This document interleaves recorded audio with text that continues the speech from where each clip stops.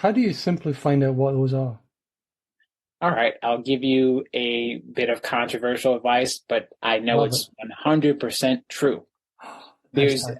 I would say, definitely knowing Christ plays a huge role in that. Because if this is the God that created the entire universe and he's had a plan from you from the beginning, he would be the best source of finding out, well, what was I made to do? What were some of my goals?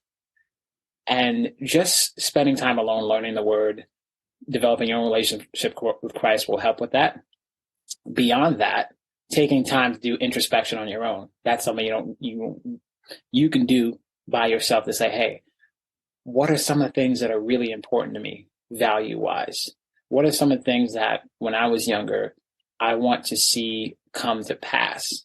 And this can give you an idea of how to know what sort of goals, what sort of positions you want to find yourself in. Because if you can start out by just getting, hey, like, okay, I want to take a trip to one state in America. Well, where? You want to go somewhere hot? You want to go somewhere cold? You want to go north, west, east, south? You can idea say, okay, I want to take a trip to Chicago. Now you've got a baseline there. You're going to take a bus, you're going to fly, you're going to drive. So once you start thinking about your goals and who you are and your values, it starts to create a defined path. And that's one way you can really do a good job of figuring out what sort of goals you want to pursue. Keep talking. I try. I can always, yeah. I would definitely say that, and it's not really a streamlined process, linear process either. I think a lot of times in school, I'll say high school, college,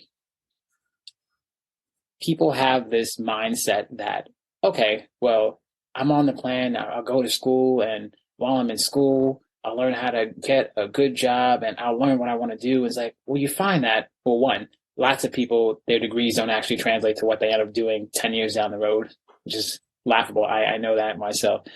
And you're an evolving person, especially through your mid 20s or so, which is, and this will be like a little sidebar, which is why it's always dangerous to get married before like your mid 20s, because who you are at, say, like 20 is probably going to be different who you are at 27.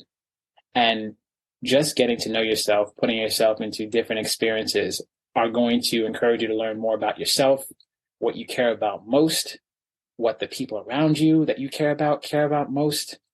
And these are all things that can color your perception of what's a good outcome for you, how you can achieve that outcome, and what's most likely to bring you life fulfillment and contentment going forward. And as you place yourself in these fields that are most likely to jibe with who you are, you're much more likely to figure out what goals matter most to you and do a better job accomplishing those goals and becoming the kind of person who is a good, effective leader. So all these things work. Introspection helps there.